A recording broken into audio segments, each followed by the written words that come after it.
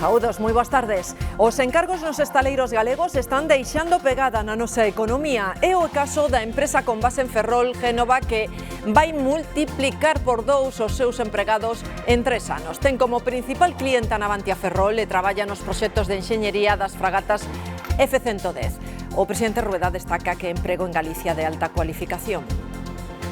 Las empresas punteras que tenemos en defensa en Galicia, creo que ahora tienen una muy buena oportunidad que desde luego la Xunta va a acompañar. Todo lo que tiene que ver con energías renovables, esto es un hub de las energías renovables y pretendemos que lo sea muchísimo más. A xuíza que investiga o accidente de tren de Adamuz pídelle ao Adif que devolva o material que levou das vías. Foi a Garda Civil a que advertiu da retirada de fragmentos sen autorización antes de que rematasen as pescudas. O ministro Óscar Puente saiu en defensa de Adif. Bueno, les aseguro que todo en orden y absoluto respaldo al ministro Puente. Por su parte, el ministro Agustín Duy presentará un importante... A partir de mañá poderánse consultar os papéis que o Consello de Ministros desclasificou sobre o 23F. Os socios do Executivo e a oposición coinciden en que é unha cortina de fume. PNV e Bildu piden que se levante o segredo sobre os GAL. Hoxe transcenderon novas imaxes da operación en que o exército mexicano, con colaboración da inteligencia estadounidense, abateu o Mencho, o narcotraficante máis buscado do mundo. Nas imaxes gravadas por un dos participantes do operativo escoítanse os disparos. 8 dos sicarios do Mencho e 25 militares perderon a vida. Volve ser noticia José Tomé, que dimitiu como presidente da Deputación de Lugo envolto nunha denuncia por acoso sexual, pero que se mantén como alcalde de Monforte. Dimitiulle a concelleira de Igualdade, Margarita López. E o seguinte na lista para sustituíla é o propio fillo de Tomé, Miguel. Nin a concelleira nin Tomé quixeron hoxe facer declaracións. De máximo respeto pola decisión tomada baseada, como saben, en motivos persoais, por tanto, todo o meu respeto a esa decisión. Un dos transatlánticos máis grandes do mundo fai escala hoxe na Coruña e o Iona, un gran buque que partiu do sur de Inglaterra cunhas 6.600 persoas. Desembarcaron a primeira hora da mañá, están gozando do día na cidade. O gasto que fan os cruceiristas notase e moito na economía local. Para comprobalo, hoxe decidimos sacar parte deste telexornal Mediodía ao exterior. Carlos. Efectivamente, estamos no Porto da Coruña porque é aquí onde se pode medir realmente cal é o impacto desta actividade na cidade. Mais adiante neste telexornal entraremos no Iona, este espectacular transatlántico que é espectacular por fora, pero tamén por dentro. Deportes, hoxe despediremos temporalmente un campión. Víctor Senra, 9 anos seguidos dominando rallies en Galicia, anuncia que non comezará a temporada 2026 para recuperarse dun problema médico. As nubes van ir achegando chuvia pola Costa da Morte a última hora da tarde, o ceo cuberto dende o oeste máis despexado nas provincias de Lugo e Ourense, e a de hoxe vai ser unha tarde marcada polo vento. As temperaturas máximas baixan.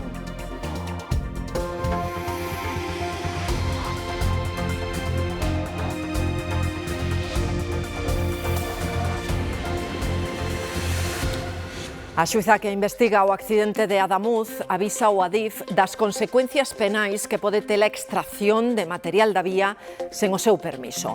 Esa é a advertencia que lanza a maxistrada despois de coñecerse que a operadora levou pezas desa zona. María Cheda.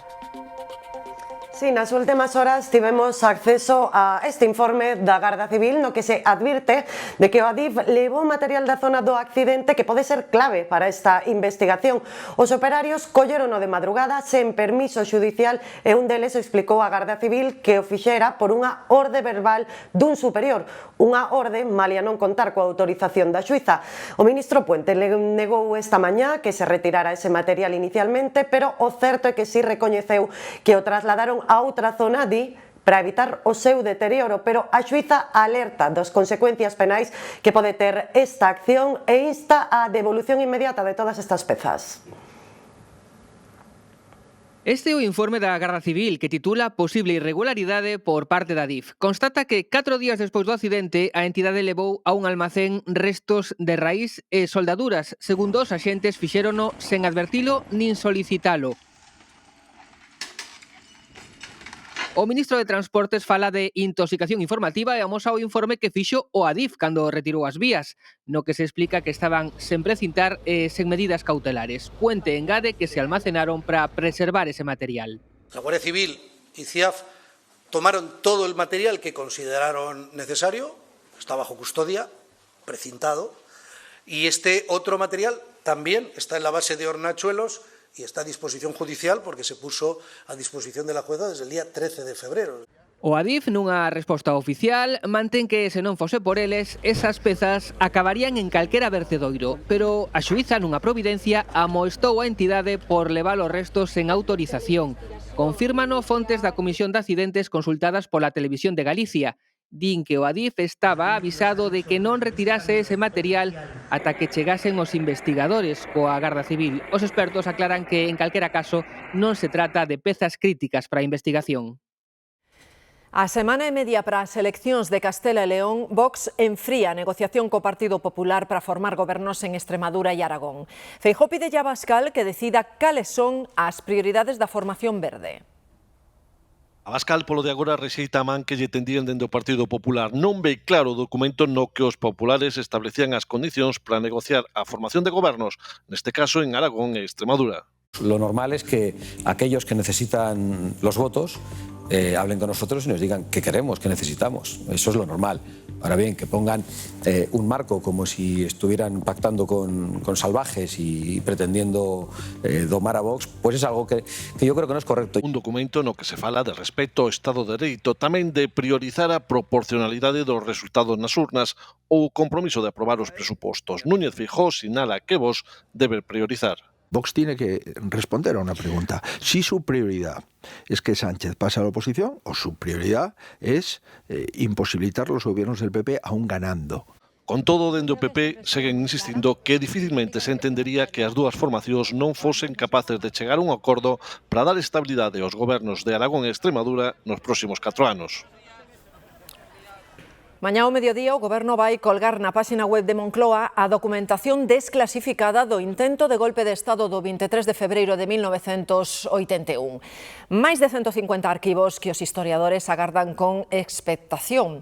Os socios celebran o paso, pero piden unha nova lei de segredos oficiais.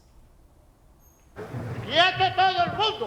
45 anos despois do intento de golpe de Estado encabezado por Tejero, o Goberno aproba publicar a documentación da época. Toda la documentación que se ha encontrado hasta el momento. Son 153 unidades documentales. Haberá que agardar ata este mércores ao mediodía, momento en que se colgarán na web da Moncloa. La Corona no puede tolerar.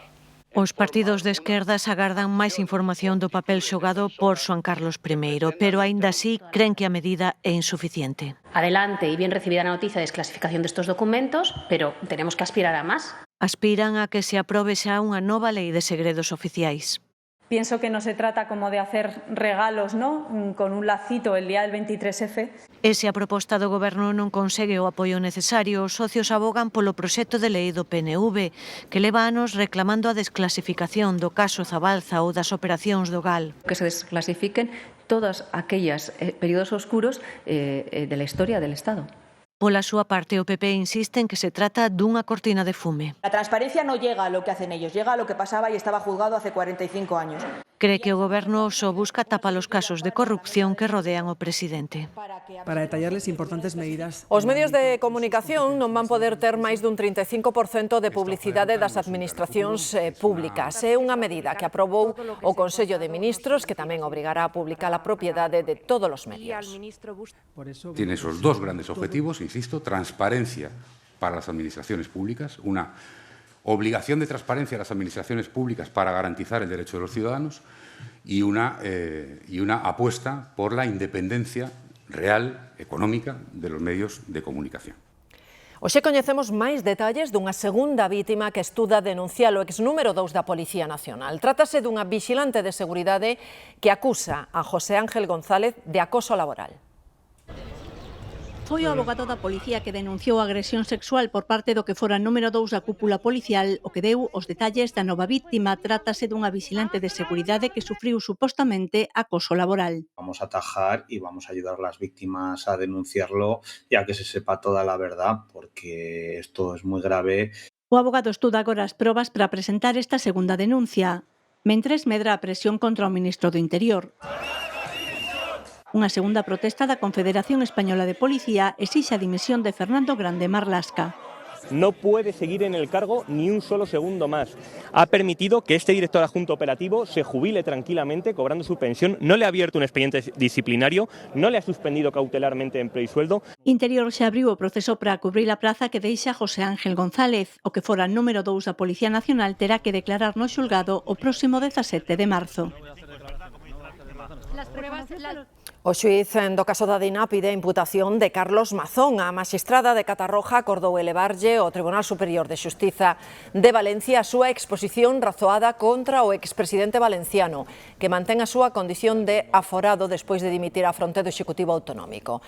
É o primeiro paso para que Mazón poida ser investigado pola súa presunta responsabilidade penal na morte de 230 persoas durante a DINA de outubro de 2024. As enfermeiras de toda España reclaman melloras nas súas condicións laborais. Denuncian que coa falta de persoal actual comprométese a atención nos centros de maiores. 1.500 euros de salario, unas condiciones laborales mucho más penosas, menos sueldo, mayor jornada laboral y por lo tanto las enfermeras no quieren trabajar aquí. Tamén piden melloras aos grupos de emerxencias supramunicipais que hoxe se manifestaron en Lugo, reclaman máis persoal e que Xunta e Deputacións traballen por un modelo máis profesionalizado. O expresidente da Deputación de Lugo, José Tomé, volve á actualidade política porque a concelleira de Igualdade de Monforte dimitiu do seu cargo. A súa renuncia chega 2 meses despois de que Tomé fora denunciado por acoso sexual. Tomé renunciou á presidencia da Deputación lucense, mantense como alcalde non adscrito co apoio dos concelleiros socialistas no consistorio de Monforte. É a renuncia da concelleira de Igualdade de Monforte. Presentaba pouco antes do pleno ordinario. Hoy me voy con la tranquilidad de haberlo intentado con honestidad y compromiso. Hoxe a concelleira non quixo facer declaracións, tampouco Tomé, que asistiu ao pleno da Deputación, si o facía onte. Que vas a seguir traballando co Partido Socialista, traballando con este equipo de goberno. A renuncia chega 2 meses despois de que Tomé fora denunciado por acoso sexual na canle interna do Partido Socialista. Tomé dimitía como presidente da Deputación, pero segue como alcalde non adscrito en Monforte co apoio dos concelleiros socialistas. A decisión tomada baseada, como saben, en motivos persoais, por tanto, todo o meu respeto a esa decisión. A renuncia da concelleira abre a porta a que entre na corporación o fillo do propio Tomé, xa que é o seguinte na lista. E non sabemos xa se son estrategias del, para o que poida pasar que a dinastía continúe, non? A oposición pídelle a Tomé que dea tamén un paso ao lado para que o Concello recupere a normalidade. Deixou de ser militante do PSOE, pero si o Partido Socialista sigue mantendo na alcaldía. Porque é certo que vimos pedindo a súa dimisión desde que estopou este caso. A renuncia formalizarase no pleno de marzo cando tamén tome posesión o novo concelleiro. O sector naval estalle dando alegrías á economía galega. Un bo exemplo témolo no caso da multinacional sevillana Genova, que ten como principal cliente Navante a Ferrol. Con máis de 230 empregados que agardan duplicar en 3 anos, Genova traballa en Ferrol en proxectos como a enxeñaría das fragatas F-110 de Navantia. Creo que vivimos un momento muy interesante en los 3 ámbitos en los que trabaja Genova y donde Galicia va a jugar un papel fundamental. Uno es el sector naval. E os outros son os da digitalización e as renovables, que son sectores, ademais, destaca Alfonso Rueda, que requiren empregos de alta cualificación. Empresas punteras que tenemos en defensa en Galicia, creo que ahora tienen una muy buena oportunidad que desde luego la Xunta va a acompañar. O presidente da Xunta tamén destaca o papel que pode xogar Galicia na enerxía que aproveita as mareas e na eólica mariña. Hay que compatibilizar nuestros recursos pesqueros, que son fundamentales, con el desarrollo de esa nueva oportunidad que es la eólica marina. Y desde luego ya se están fabricando aquí muchas cosas, hay que fabricar también lo que se pueda llegar a instalar en Galicia. Génova tamén deseña en Ferrol sistemas para descarbonizar parques industriais e portos de Galicia e cruceiros de luxo. Hoxe entran en vigor os novos arancéis decididos por Donald Trump. En Bruxelas analizan como lles van a afectar as empresas comunitarias e que sectores son os máis prexudicados. Tamén como responder aos Estados Unidos. María Calvo. Sí, pero a esta hora, Marta, predominan as incógnitas. Aquí en Bruxelas falase de incerteza e desconcerto ante un cambio constante nas regras do xogo. Onte, como vimos, o Parlamento Europeo decidiu paralizar a validación e a ratificación dese acordo comercial asinado no verán con Washington e agora ese arancel global do 15% imposto por Trump reabre todas as dúbidas sobre o futuro da relación comercial transatlántica. A Comisión Europea pide prudencia e, sobre todo, claridade e tamén seguridade xurídica antes de dar novos pasos. Bruxelas insiste en que os produtos europeos deben manter un trato competitivo e que calquera pacto debe respectar o acordado previamente. Aquí en España, o Goberno cree que o novo marco que fixou Trump é máis favorable que o que a Unión Europea firmou no verán.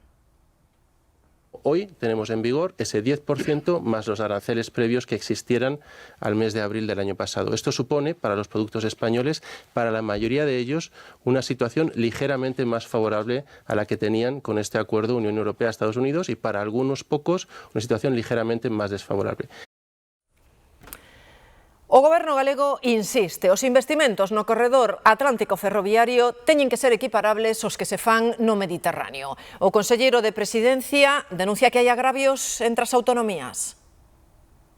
Agora hai unha pila de miles de millóns de euros a disposición de todos os países. O que se lle dixe aos países é onde os queredes invertir. De aí o plan director. E que fai o Goberno de España e que nos criticamos? Que invirte todo no Mediterráneo. E a mí non me parece mal que invirta no Mediterráneo, sempre cando non vai a conta do que non se invirta en Galicia. No eido ferroviario temos outra fronte aberta, a das indemnizacións por retrasos. Só temos dereito a elas se o tren se demora máis dunha hora e medran as voces que piden recuperar as antigas indemnizacións por atrasos de máis de 30 minutos. A OCU exixe que se aplique a lei que obriga a recuperar o sistema histórico de indemnizacións en España, o 50% de devolución por atrasos de máis de 15 minutos e o 100% se supera a media hora. Sufrí algún atraso considerablemente, alguna vez que fui así de media hora, 40 minutos, y cuando fue se me compensó. Hace un año y medio, 2 me compensaba, ahora claro, ahora supongo que no compensará nada, supongo, claro. Un par de veces he sufrido de retrasos, pero... Sí, bueno, una vez fueron como 20 minutos, la otra vez fueron como 30 minutos y nunca me reembolsaron. Renfe e Irio suspenderon os seus compromisos voluntarios de puntualidade e aludiron ás reducións de velocidade aplicadas por Adif. Por iso remiten o estándar mínimo de entre 1 hora e hora e media de atraso para recibir compensación. Non, de feito mandaron unha mensaxe e cando abres a aplicación aparece de que non van pagar máis indemnizacións e non sei por que si siga habendo retrasos, a verdade. O Goberno di que a lei precisa un desenvolvemento regulamentario polo que de agora non se están a pagar estas indemnizacións. A OCU insiste en que o dereito é exixible dende xaneiro do 2026. Es bueno que si las empresas no funcionan bien, estén penalizadas para que funcionen bien. Sí, habría que reclamar. Si llegan tarde, no es culpa nuestra, ¿verdad? A OCU pidelle ao Ministerio de Transportes que publique o regulamento e un calendario de execución, tamén que lle dé instruccións claras a Renfe para cumprir a lei. Ademais, puxo en marcha unha campaña para que os pasaxeiros reclamen os seus dereitos. E falando de mobilidade, hoxe fixámonos tamén no cambio que estrea unha das principais arterias de Vigo. A Avenida de Madrid estrea obras de humanización, Mar. Pois sí, como dis, avanzan as obras. Aquí vemos na Avenida de Madrid unha das principais entradas á cidade e con moitísimo tráfico, non soamente en horas punta, como agora, senón sempre. As obras están transformando totalmente a súa fisonomía e de ser case unha autovía pechada pasase a converter nun espazo máis urbano e máis amable. Ese é o obxectivo do proxecto. Neste punto, por exemplo, unha gran rotonda fai posible escoller dirección, facer xiros e aliviar o tráfico de entrada e saída a Vigo. A Coruña afiánzase como destino turístico de cruceiros. Xa bateu marcas o ano pasado e prepárase para superarse de novo neste 2026. Hoxe facemos parte deste telexornal Mediodía, precisamente, Carlos, dende aí, dende o Porto Coruñés. E todo iso para falar de cifras realmente importantes aquí no Porto da Coruña. Falamos de 180 escalas anuais, uns 500.000 pasaxeiros turistas cruceiristas que pasan pola cidade e que deixan aproximadamente de media 100 euros por persoa. Está acompañándonos conosco aquí en directo o presidente da Autoridade Portuaria da Coruña, Martín Fernández Prado. Moi boas tardes, que tal? Boas tardes. Estamos falando dunhas cifras espectaculares grazas a que a cidade da Coruña é moi acolledora e tamén moi accesible para os turistas. Efectivamente, como se pode ver, atracan os barcos de cruceiro, atracan no centro da cidade, unha zoa chan, fácil de doada de camiñar, ademais, pois a cidade acolledora, a cidade da Coruña, a cidade onde ninguén é forasteiro, polo tanto a xente ben acollida, a xente gustalle visitar, é atractiva, gustalle visitar a Coruña, e se me permite tamén, pois damoslle bons servicios desde o Porto e as empresas portuarias, e somos, eu creo que competitivos e todo eso fainos en este momento ser número 1 da cornisa cantábrico-atlántica, pois desde Lisboa a Le Havre, somos o primeiro porto de cruceiros da península. E hai novos servizos que están pensados, non, para os transatlánticos nos próximos meses. Efectivamente, xa licitamos, xa adxudicamos incluso o que é o suministro eléctrico en Porto. Todos os barcos teñen que ter os motores encendidos, todos, non só os cruceiros. Con este suministro eléctrico a contaminación é cero. Esperamos no primeiro semestre de 2027 que estexa operativo, sendo o segundo porto de España depois de Cádiz para cruceiros. Imos comprobar como o impacto na cidade de toda esta actividade dos cruceiros. O tráfico de cruceiros bate marcas históricas na Coruña, case 500.000 de turistas na pasada campaña que aproveitan a escala para facer gasto. Yo siempre digo que cuando viene un barco es como que nos ha tocado el cupón de la 11 en la ciudad, pero muy repartido. Son taxis, autobuses para desplazamentos, guías turísticas e, sobre todo, comercio. Os turistas mercan roupa, zapatos e recordos da terra. Levan as bolsas cheas, non? Sobre todo, unha curiosidade, vense moitas bolsas cheas de artesanía de Galicia e de comercio galego, non? Que eso, carai, é un selo de identidade que temos aquí en Galicia que van levando polo mundo adiante, non?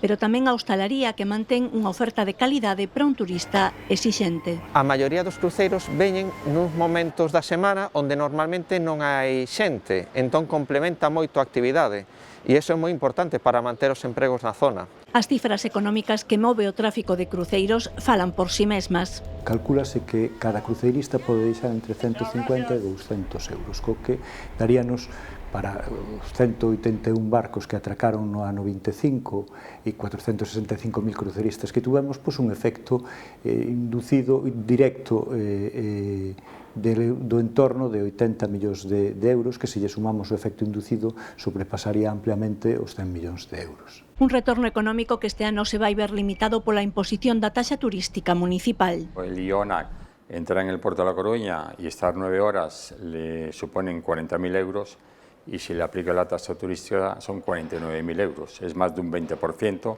que lo asume la compañía. O sector agarda recuperar as cifras de cara a 2027. As familias que pagaron en efectivo os libros de texto van poder acollerse ás desgravacións fiscais da Xunta. A lei exixe nestes casos pago con tarxeta, pero desta vez faise unha excepción para que os que pagaron en efectivo non queden fora das axudas.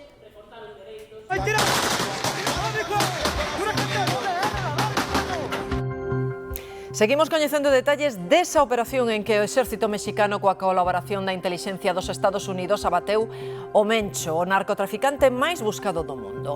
8 dos seus sicarios e 25 militares tamén perderon a vida no brutal enfrontamento.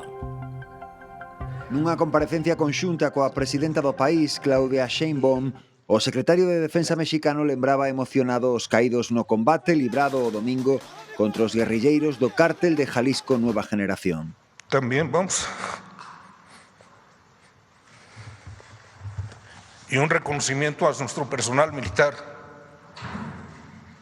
que realizó una operación exitosa. En canto trascendeu a morte de Nemesio Oseguera, líder do cártel, o caos desatouse na metade dos 32 estados mexicanos, coches e camións calcinados cortando a circulación, negocios arrasados e columnas de fume elevándose en moitas cidades. Estas tiñan que ser unhas vacacións en paz, comenta esta turista norteamericana, pero isto parece xa un escenario de guerra. Vin un helicóptero do que asomaban por ambos lados homes armados con ametralladoras enormes, comenta este outro visitante. Só puidemos desexar que fosen dos bos e non dos malos. Tan só en Puerto Vallarta, a cidade máis turística do país, arderon máis de 200 vehículos, pero a presidenta mexicana insiste en tranquilizar a poboación. El día de hoy ya hay más tranquilidad y hay gobierno, hay fuerzas armadas, hay gabinete de seguridad y hay mucha coordinación. Se está resguardando la paz, la seguridad. No aeroporto de Puerto Vallarta, esa tranquilidade relativa recupérase aos poucos grazas á presenza das Forzas Armadas mexicanas. Atendan a esta historia. Investigan 21 policías destinados na estación Termini en Roma por roubar roupa e perfumes por valor de 300.000 euros. Como se cree que o facían? Javier Romero. Pois, segundo a investigación da Fiscalía de Roma, hai 44 persoas baixo sospeita, entre elas 21 policías e carabineiros destinados na estación de Termini, onde estamos, para garantir a seguridade. O que descubriron as cámaras é un sistema bastante elaborado. Unha empregada da tenda Coin retiraba os sistemas antirroubo e guardaba roupa e perfumes nun armario. Despois metía os produtos en bolsas que entregaba aos axentes. Para non levantar sospeitas, introducía recibos antigos ou simulaba pagos electrónicos. O método provocou perdas de case 300.000 euros e mesmo contribuiu ao peche da tenda hai uns meses. A investigación comezou tras detectarse importantes faltas no inventario e agora podería rematar en imputacións por roubo agravado. Xulgan un policía local de Vigo acusado de violar unha moza de 18 anos. A vítima e o presunto agresor eran veciños. Segundo escrito da Fiscalía, unha noite el levouna á casa en coche e agrediuna sexualmente. O acusado alega que a relación foi consentida. Enfróntase a unha pena de ata 15 anos de prisión. O futbolista do Paris Saint-Germain, Hakimi, será xulgado por un presunto delito de violación. Os feitos remóntanse ao ano 2023, cando unha moza o acusou de que a agredira sexualmente no domicilio que o xogador ten ás aforas de París. A xustiza impuxéralle unha orde de afastamento da vítima. Rematado o proceso de instrución, a maxistrada decide envialo a xuízo. Tras coñecer a resolución, Hakimi defendeu a súa inocencia a través das redes sociais. E a Policía Nacional detivo 2 persoas por un presunto secuestro no barrio vigués de Teis. Alejandro, que máis se sabe desa operación? Pois, Marta, o que sabemos ata o momento é que efectivamente eses feitos tiveron lugar aquí neste barrio de Teis e que este home puido chegar a estar 2 días retidos. Foi os seus propios berros os que alertaron aos veciños, que avisaron á Policía Nacional e que logrou liberar a este home. Como ti ben indicabas, no marco deste operativo, pois houbo 2 persoas detidas, un deles menor de idade e outro maior de idade xa pasou a disposición xudicial e quedou en liberdade con cargos. Arestora, esta investigación aínda permanece aberta e non se desbota que todos estes feitos estean relacionados coa venda de drogas a pequena escala. 75 arrestos nun ano, prácticamente 5 ao día. É o historial dun veciño de Sanxenxo que detiveron de novo por roubar en coches, rochos e máquinas expendedoras en Pontevedra. Poucos dos coches aparcados nesta rúa salváronse hai uns días cando pasou por aí o ladrón. Arrestárono dentro dunha furgoneta a que lle reventara o cristal. En ese momento, a policía comprobou que xa o detiveran 4 días antes por roubar nunha lavandería. Tiña case 80 antecedentes por delitos similares. Nós aparcamos o coche aquí, entón vimos que o seguinte tiña o cristal de diante todo como lle deran con a pedra. E despois, pasando 2 coches, porque fomos por outro lado, mas ora xa foi nesta carretera. Outro igual, co cristal roto de diante, despois tomamos a chica que limpiaba e dixo que era para roubar as balizas.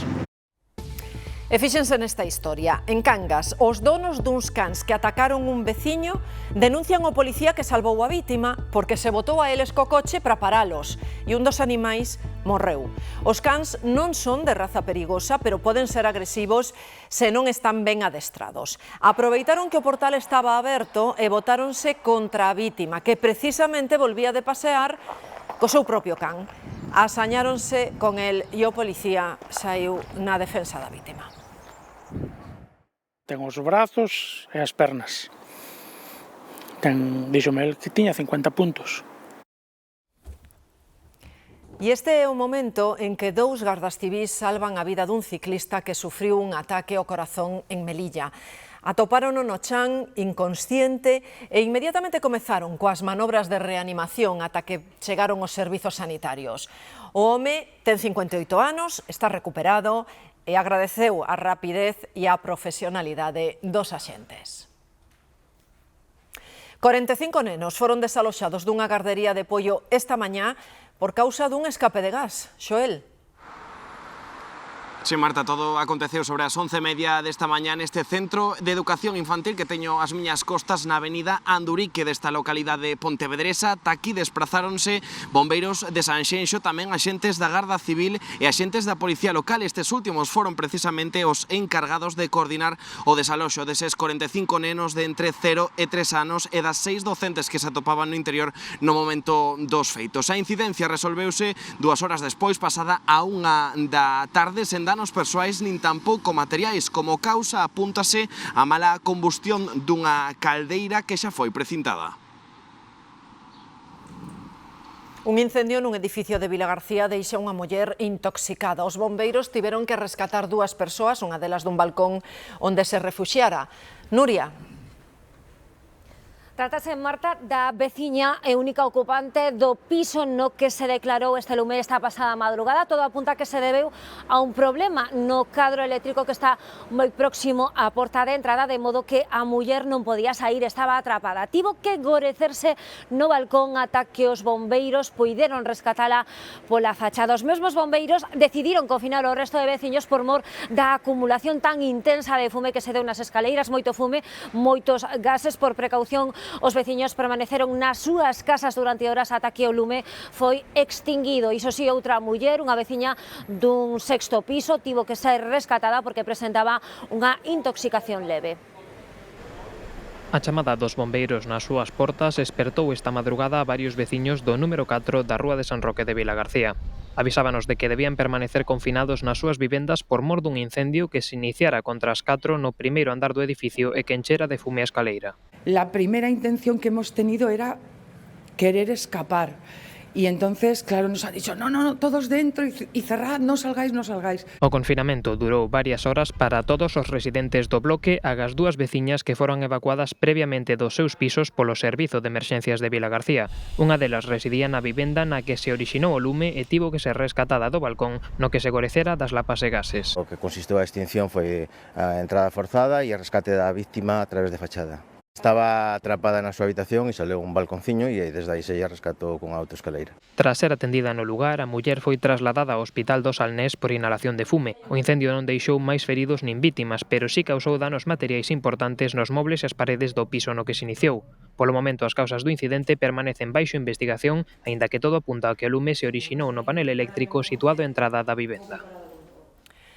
Un vídeo que ata agora non saíra á luz mostra o momento exacto en que se iniciou o incendio nun local de ocio nocturno de Crans-Montana, en Suiza, na noite de fin de ano. Fíxense nas imaxes, unha botella de champán que leva unha camareira toca co teito e comeza a arder. Nese momento ninguén é consciente da magnitude que vai acadar o incendio. Morreron 41 persoas.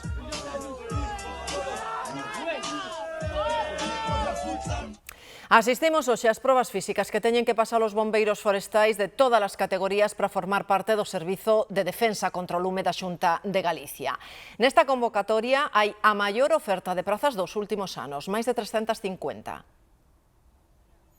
A selección de bombeiros forestais de todas as categorías ten este ano un sabor excepcional. Primeiro, porque hai máis prazas. Nos últimos anos nunca hubo tal número de vacantes. É un proceso de contratación de persoal temporal, vale? Vamos a empezar a facer os chamamentos a través de listas ao largo do mes que ven. E tamén é excepcional porque o proceso chega cando aínda non pasou a impresión pola vaga de incendios do pasado verán. O desgarre que te mete aí que para que non veña salvar o teu. Son de Entrimo, da Baixa Limia, e bueno, preséntome isto porque xa estuve traballando fai anos en extinción de incendios e bueno, quero volver. Na proba cada aspirante vai con un chip, vai monitorizado co seu tempo, pouco para buscar a xente que teña un mínimo de condición física para poder desarrollar o seu traballo. Moi duro porque te metes cando hai esas llamas. Hai que ter espírito de querer ter un mundo mellor, porque senón non aguantarías, estarías unha campaña e dirías, buf. 1.800 aspirantes cargados con 11 kilos teñen que percorrer 3.200 metros en menos de 30 minutos, algúns para sumar puntos e defender o seu lugar na listaxe de contratación e outros para entrar por primeira vez no Servizo de Defensa contra o Lume, que ten en Galicia uns 3.000 traballadores. Cae en Madrid unha banda que lles daba apoio loxístico aos grandes grupos do tráfico internacional de cocaína. Detiveron 12 persoas que xa están en prisión. Traían a droga dende o sur de España. Almacenábana en 2 naves de Madrid e dende aí enviaban ya aos narcos de varios países europeos. Nesta operación interviñeron 3 toneladas de droga e varias armas de guerra. Volvemos neste punto ao peirao de transatlánticos da Coruña, que hoxe recibe un dos cruceiros máis grandes do mundo, Carlos. Estamos xa dentro do Iona, un enorme transatlántico de case 350 metros de eslora. Partiu da cidade británica de Southampton, pasou por Vigo e hoxe recala aquí, na cidade da Coruña, cunhas 6.600 persoas, entre tripulantes e turistas que están aproveitando unha semana de vacacións escolares no Reino Unido. Nesta cidade flotante hai todo tipo de servizos. Por exemplo, hai ata cine, 4 salas simultáneas na que os espectadores poden ver diferentes películas. Pero tamén hai ata 30 bares e restaurantes. Por exemplo, este bar librería onde os pasaxeiros poden ler un libro o tempo que acompañan a viaxe. O Iona tamén dispón dunha zona exclusiva de tendas que agora mesmo están pechadas porque estamos atracados a porto. Estamos xa na parte alta do Iona, equivalente a un piso 18. Fíxense que vistas da cidade da Coruña. O transatlántico ten 4 piscinas, 12 jacuzzis e un spa de luxo. Non é habitual que un gran cruceiro faga escala en 2 portos moi próximos, pero esta vez o Iona incluiu na súa ruta Vigo e a Coruña. O luns tocou atracar na Ría do Sur e o martes a primeira hora a impoñente mole que fai pequena calquera dimensión urbana amarraba no peirao coruñés, para desfrute dos que están atentos ás trafegas portuarias. Pois sí, é un entretenimento máis bien como atraca e tal, sí, está ben. 6.000 personas, madre mía. Este é un dos máis grandes, sí. Rematado o almorzo, os pasaxeiros dispoñense a desfrutar da cidade, algúns por primeira vez. Yeah, first time. No, been to La Coruña a few times before. First time in A Coruña. Been to Vigo twice, so... Uns xa traen decidido e organizado o seu plan a priori, e outros aceptan a oferta que lles fan os guías locais sobre a marcha para ver a cidade. Would you like a map? Primeiro o Castelo de San Antón, despois seguimos a Torre de Hércules. Paramos no acuario, tamén vemos o polvo. E quedan maravillados con San Pedro. Polo camiño, ademais, os guías aclaranlles algunhas outras cousas da realidade local. Eles pensan que a Coruña é como o resto de España, e que todo é calor, que todo é sol e tal. Entón temos que decir que o sol aparece, pero non sabemos cando. I'm from Singapore. Yeah, this is a beautiful country. Yes, it's very nice. It's very pretty here. It's not too touristy. I don't like... Uso moito máis a do móvil, é verdade, sobre todo porque é máis cómodo polo simple feito de baixar solo co móvil ao supermercado. Utilizo a física pois porque prefiro non ter moitas cousas metidas no teléfono. Os galegos pagamos cada vez máis co móvil nas tendas e facemos ben. Os expertos din que é moito máis seguro que facelo coa tarxeta física, Sabela. É certo, é que o de facer este xesto é cada vez máis habitual, sobre todo entre os menores de 34 anos, porque 8 de cada 10 persoas que teñen menos de 34 anos elixen o teléfono móvil para pagar. E ademais é unha tendencia que nos beneficia a todos, porque os enxeñeiros informáticos expertos en ciberseguridade din que ademais é o método máis seguro de pagar co teléfono. Por que? Pois, entre outras cousas, porque cada vez que pagamos co móvil é como se fixéramos un pago desde cero, como se utilizáramos unha tarxeta nova de cada vez. Digamos, o número da tarxeta nunca viaxa, senón que a convirte nun toque, un número único para cada transacción, e incluso a tenda non pode ter acceso aos datos da tarxeta, por lo tanto temos unha capa de seguridade moi forte. Os uso máis o móvil, suelo usar o móvil, é máis, penso que é máis cómodo, é máis rápido, tampouco pide PIN. Todo o mundo, incluso xente de 30, 40, 50, xa comeza a pagar en todo tipo de comercio, tanto no ocio nocturno como en hostelería de día, co móvil. Sen embargo, segue habendo problemas porque, segundo a Garda Civil, en Galicia é máis común que che rouben cartos da conta ou roubarche o teléfono móvil, non tanto, claro, a tarxeta física do banco. É dicir, é importantísimo activar as medidas de seguridade que ten o noso teléfono intelixente. Acceder ao teléfono coa huella dactilar, por exemplo, coa lectura da cara, co Face ID que temos. Con eso, o que garantimos é que, aínda que non lo roben, aínda que o extraviemos, ninguén vai poder acceder porque non depende dun PIN. Control facial tamén para pagar cho piden, non? Como un dibujito e la huella del dedo. Teño yo PIN e tamén, en calquera caso que perda o móvil, xa desactivo a tarxeta e todo dende o ordenador e xa está. Unha brutal tormenta cobre de neve o nordés dos Estados Unidos e deixa sen luz máis de medio millón de fogares. En Nova York caeu medio metro de neve, Argemino. O nordés de Estados Unidos aínda linda coas consecuencias desta tormenta de neve mesturada cunha borrasca que deixou ventos tempestuosos, inundacións na costa e unha forte nevada. O estado de Rhode Island marcou un récord con 83 centímetros de neve, mentres medio millón de casas na rexión, a maioría en Massachusetts, quedaron sen luz. Aquí en Nova York tivemos a 9ª maior nevada da historia. O concello contratou a 800 persoas para axudar aos servizos de quitaneves, os colexos xa están reabertos e o tráfico ocupa de novo as estradas. E este é o panorama no Perú, tras varios días de chuvias torrenciais nas rexións costeiras e andinas do país. Hai corrementos de terra, asolagamentos en estradas e en vivendas e vehículos absolutamente sepultados no lodo. Polo menos hai medio cento de falecidos e uns 85.000 damnificados. Evidentemente aquí a situación está bastante máis tranquila, é certo que xa estamos pendentes da chuvia que chegará na próxima madrugada, polo tanto ainda podemos aproveitar as próximas horas, a próxima tarde. É certo que as nubes xa comezan a cubrir boa parte da metade occidental e como durante a mañá algunha orballada ainda nos pode sorprender en algunha comarca costeira como en Fisterra, onde, por certo, temos un aviso de nivel amarelo. As temperaturas descenden, de novo volvemos a falar da Coruña e tamén de Pontevedra. No resto da comunidade mantéñense valores semellantes aos de onte, valores propios da primavera, o que non cambia, como sempre, que volvemos despois dos deportes e falamos, por exemplo, da fin de semana. Os segredos da crianza das especies mariñas descóbrense nunha mostra visual que acaba de chegar a Vigo. 45 fotografías recollen momentos de crianza, aprendizaxe e emancipación. Estará no Teatro Fundación Vigo ata o 20 de xuño.